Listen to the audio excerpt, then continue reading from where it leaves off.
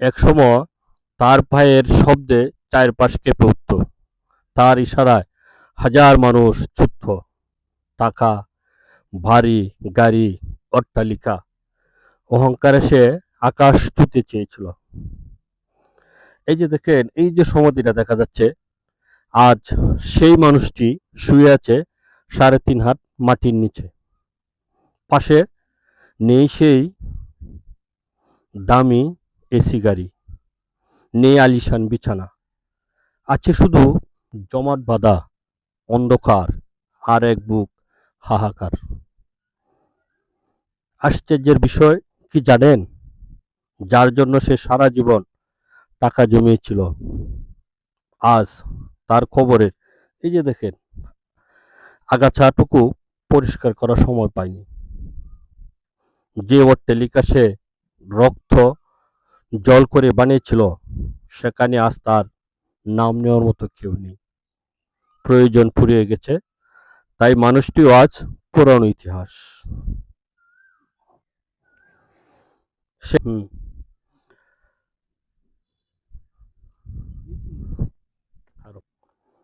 সে ভেবেছিল সে অনেক শক্তিশালী, আর সে এতটা অসহায় যে নিজের কবরের উপরে জমা থাকা একটা পিঁপড়াও সরিয়ে দেওয়ার ক্ষমতা তার নেই।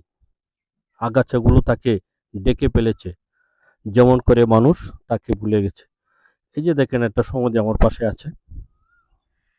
আসলে টাকা দিয়ে বাড়ি কেনা যায়, কিন্তু এই কবরের সঙ্গী কেনা যায় না। গাড়ি দিয়ে পথ পাড়ি দেওয়া যায়, কিন্তু পরকালে বৈধ তরুণী নয়। অহংকার চারণ বন্ধুগণ, কারণ দিন শেষে আমরা সবাই কেবল এক মুঠো মাটি। যার কেউ নেই, তারও কেউ থাকে না, যদি না সে সৃষ্টিকর্তার প্রিয় হতে পারে।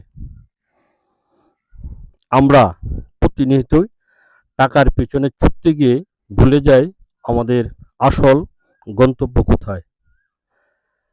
আসলে ভিডিও করার উদ্দেশ্য হচ্ছে যে আপনার একটি শেয়ার হয়তো কোনো অহংকারী মানুষকে বিনয়ী হতে শেখাবে, হয়তো কোনো সন্তান তার মৃত মা বাবার কবরের আগাছা পরিষ্কার করতে ছুটে আসবে।